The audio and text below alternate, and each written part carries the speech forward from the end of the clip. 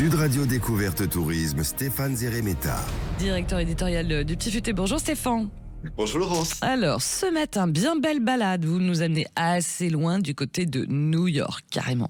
Oui, c'est vrai que à la fin de l'année, c'est une ville qui fait vraiment rêver. Alors bien sûr, toute la période de Noël, de l'avant-Noël était absolument dingue. Les vitrines sont décorées, Central Park recouvert de neige, toutes les patinoires. Bon, et le soir du 31 décembre, c'est vraiment une incroyable fête. Bon, on imagine un petit peu vu de loin. Rendez-vous forcément incontournable du 31 décembre.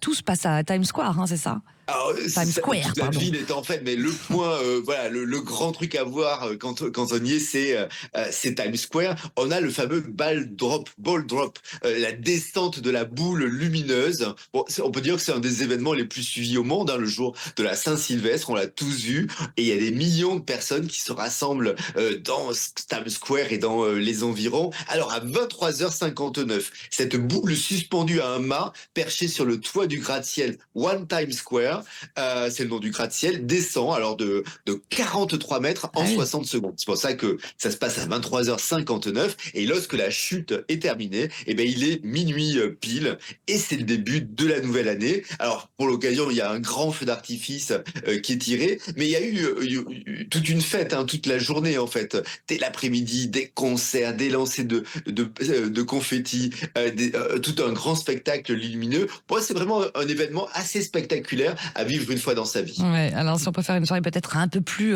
tranquille, on peut aller aussi du côté de Central Park à New York. Oui, parce que là, c'est pas tranquille. Vous êtes vraiment, c'est compliqué. Et en tout cas, à Central Park, l'ambiance est plus familiale, moins de monde. D'ailleurs, on voit très bien les feux d'artifice, ils sont absolument superbes. Le cadre, on est au milieu de la nature, rend le spectacle inoubliable. Vous ne serez pas seul non plus. Même.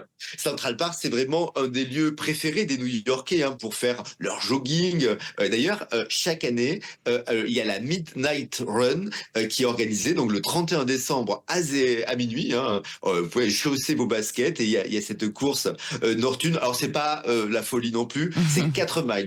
4 miles, 6,4 km. Autant vous dire que c'est vite fait. Mais les participants sont costumés, musique live. Donc c'est vraiment très sympa. C'est une façon assez amusante de commencer l'année du bon pied. Et puis si vous voulez quitter Manhattan, parce que vous dites non, la foule là le 31 c'est un peu trop, on peut aller à Prospect Park. Là on est du côté de Brooklyn. Là aussi il y a une fête incroyable avec feu d'artifice. Allez, le cadre est un peu plus chill, mais ça reste quand même assez animé, comme toujours ces célébrations du Nouvel An. Un cadre chill, comme vous dites.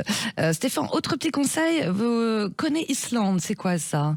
C'est moins connu, c'est un peu moins connu, mais c'est un quartier où il y a une grande parade de Nouvel An avec des artistes de rue, des spectacles de feu, et surtout le 1er janvier, on peut assister ou même participer, si vous vous sentez pas très frileuse, à la New Year's Days Polar Beer Punch. Autant vous dire que je vous traduis que c'est les ours polaires qui plongent. On imagine que c'est dans l'eau, et bien sûr c'est dans l'océan Atlantique.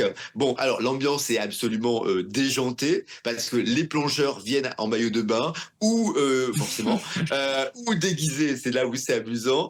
Bon, et c'est vrai que c'est assez délirant comme toujours le sont les Américains, et excessifs dans leur déguisement, mais on adore ça. En tout cas, l'eau est glaciale, souvent on est à -0, un peu moins de 0. Ouais. Donc c'est un peu dur, mais c'est une expérience. Alors, autre fête pour la fin d'année, ça se passe aussi du côté de Broadway. Oui, il y a plein de comédies musicales qui sont au programme du 31. Alors, il y a le fameux Radio City Christmas Spectacular dans le Rockefeller Center.